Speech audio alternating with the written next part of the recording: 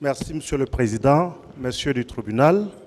Je suis Maître Traoré Drissa du barreau de Côte d'Ivoire. C'est avec honneur que je prends la parole devant votre tribunal.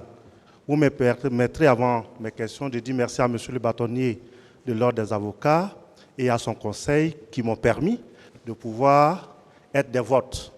Également à mes confrères ici qui sont tenus compte de mon ancienneté qui ne peut pas prévaloir ici puisque je suis un jeune avocat de 22 ans de Côte d'Ivoire, mais qui m'ont permis de prendre leur place pour poser mes questions. Mon capitaine, parce que je vais dire mon capitaine parce que je vous ai entendu dire que vous aimiez qu'on vous appelle mon capitaine. Parfait, parfait, oui. Est-ce qu'on peut dire que le capitaine Moussa Dadis Camara, qui était au pouvoir jusqu'au 3 décembre 2009, était un président avec l'effectivité du pouvoir entre ses mains? Reformulez très bien la question, maître. Est-ce qu'on peut dire que quand vous étiez président, chef de l'État, vous avez le pouvoir effectif? C'est vous qui décidez? Non, maître. Qui décidait? Vous avez parlé de pouvoir effectif. Ça veut dire qu'un pouvoir, ça c'est un pouvoir totalitaire. Lorsque vous prenez tout le pouvoir, lorsque vous décidez tout. Mais ce qui ne veut pas dire que je ne pouvais pas décider. C'est vous qui décidez pour ce qui concernait les fonctions et les pouvoirs de chef de l'État. Parfait. Donc c'est vous qui nommez aux fonctions militaires. Parfait.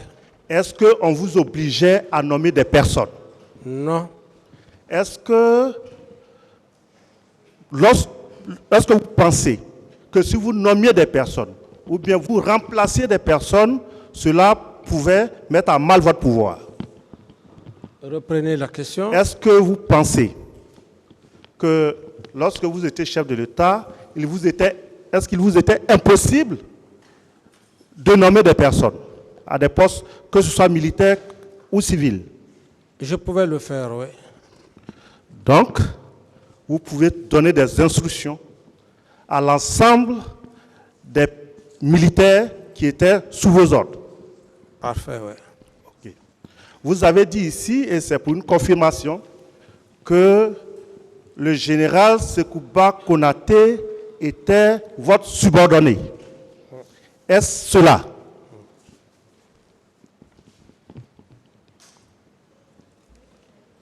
Oui, quand on est chef d'État, le ministre de la Défense, il est votre subordonné par rapport à la hiérarchie. Et donc, est-ce qu'on peut conclure sur ce point-là pour dire, lorsqu'il y avait, quelle que soit la décision prise, vous aviez, vous, la possibilité de dire votre mot et c'est ce que vous direz qui devait être fait? Reprenez. Est-ce que c'est vous qui avez le dernier mot lorsque des décisions militaires devaient être prises? Le dernier mot, c'est trop dire la concertation. Et si vraiment au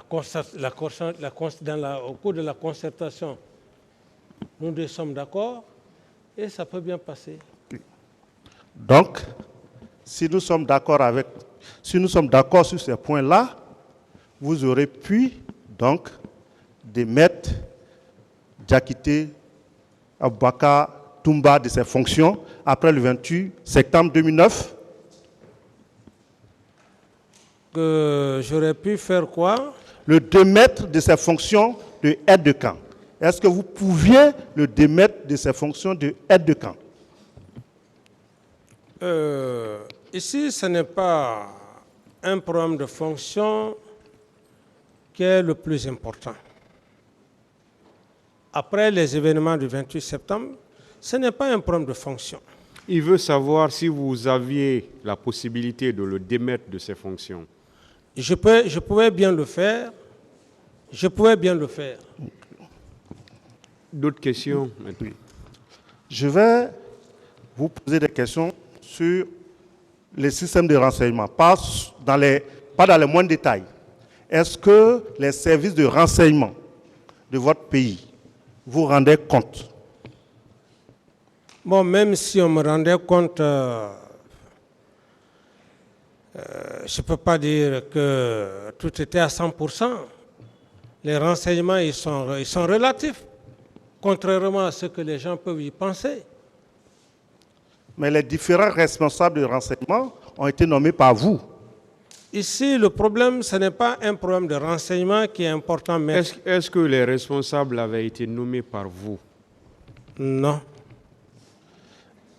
Les responsables des services de renseignement ont été nommés par qui? Si ce n'est pas par vous, c'est par qui? Le service de renseignement n'était pas nommé par moi. Et ce n'est même pas d'ailleurs le président qui nomme ces services de renseignement. La gendarmerie est là pour ça, la police est là pour ça. Oui. Qui les nomme? La gendarmerie, c'est un corps. Mais les services de renseignement de gendarmerie, qui les nomme? Je dis bien, maître, à ce niveau, ce n'est pas un problème de service de renseignement qui est important. Posez clairement vos questions. Là, je pourrais vraiment en parler. Qui nomme les services de renseignement au niveau de la gendarmerie? C'est ce qu'il veut savoir. C'est la gendarmerie et la police. Au niveau de la gendarmerie, qui les nomme? C'est le haut commandant de la gendarmerie à travers la compétence. D'autres questions? Okay. Est-ce que vous aviez, avant le 28 septembre, des informations selon lesquelles il pourrait y avoir des troubles au stade? Non. Pourquoi, alors, à 2 heures du matin, avoir appelé Sidya Touré pour reporter la manifestation? Mais certainement, vous n'avez pas suivi le début de mes déclarations. J'ai été clair. J'ai dit que j'ai appelé M. Sidya. C'était par rapport à la date, le 28, une date historique. C'était par rapport à ça, si on pouvait se comprendre, pour que cette manifestation ne se fasse pas le 28 septembre, qui est une date historique pour tous les Guinéens et pour de nouvelles générations à venir. C'est la raison fondamentale. Sinon, rien d'autre.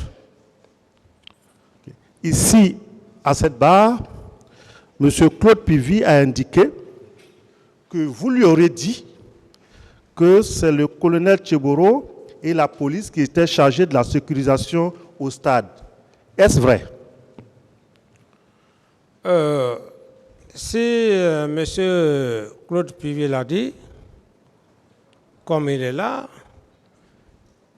je ne peux pas dire que ce qu'il a dit est vrai. Je n'ai jamais envoyé le colonel Tebro pour quoi que ce soit, ni autre personne. Ok. Vous avez déclaré à la presse, après ces événements-là, qu'il y avait un commissariat qui avait été attaqué et que des armes avaient été emportées. Est-ce vrai? Oui, ça c'était les notes que j'ai reçues, parce qu'il fallait faire un point de situation. Peut-on savoir de qui vous avez reçu ces informations? Mais ces informations sont venues au niveau de la police, là où même le commissariat qui a été saccagé, les informations, je les ai reçues à partir de la police. De qui précisément, si on peut savoir? Est-ce du ministre en charge de la sécurité? Est-ce du directeur de la police? De qui exactement? Je suppose que ce n'est pas le commissaire qui vous a parlé directement. Mais j'avais affaire avec le ministre de la Sécurité. Moi, je n'avais pas affaire avec le commissaire national, avec le directeur national. Donc, on peut retenir que c'est le ministre de la Sécurité qui vous a apporté cette information. Oui. vous a-t-on dit les types d'armes qui avaient été emportés? Vous dites? Vous a-t-on dit les types d'armes qui avaient été apportées lors de l'attaque de ce commissariat? Que c'est moi qui l'ai dit? Non, je vous demande. Est-ce qu'on vous a expliqué l'armement qui avait été emporté par les manifestants? Non, on m'a dit simplement des armes de guerre. Quand on parle d'armes de guerre, c'est... Et dans un commissariat, quel type d'armes de guerre peut-on trouver? C'est les PMK, par exemple. Et vous pouvez trouver des revolvers. Voilà. Vous avez dit également qu'aux environs de 11h, 10h, si je ne m'abuse, que vous avez été informé par Makambo que le meeting avait lieu. Est-ce exact? Que j'avais dit? Que vous aviez été informé par Makambo de ce que le meeting avait lieu au stade. Est-ce vrai? Oui, effectivement, oui. Et à quelle heure vous a-t-il informé de ce qu'il y a eu des dérapages? Ça, c'est après 10 heures. Hein. C'est après 10 heures, si j'ai bonne mémoire. Parce que à des moments comme ça, vous ne pouvez pas... Surtout que vous ne saviez pas à quel moment on peut vous demander l'heure. Ça ne peut être que... Les heures ne peuvent être qu'approximatives. Donc c'est dans l'après-matinée. Et vous avez déclaré ici qu'après cette information, vous n'avez pris aucune disposition pour la sécurisation ou faire arrêter les événements. Est-ce exact? J'ai été clair, j'ai dit, les faits étaient déjà là. Donc, les faits étaient déjà là. La manifestation était déjà là. Et je n'avais pas le droit d'envoyer des hommes au lieu de la manifestation.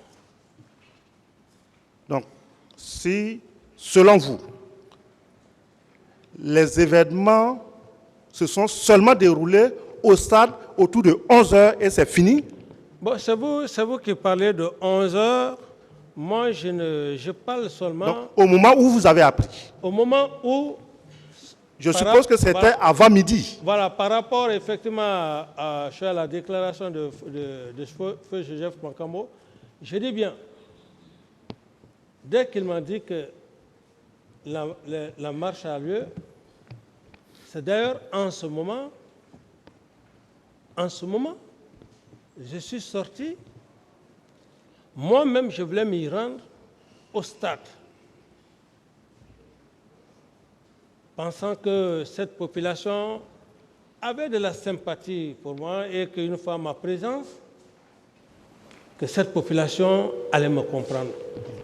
Cela n'a pas été fait, l'objectif n'a pas été atteint. C'est en ce moment que des militaires et certains militaires, femmes et hommes, et M. Abakar Sidiki Diakité de Toumba, sont venus me dire de rester au bureau. Ça, c'est la première phase.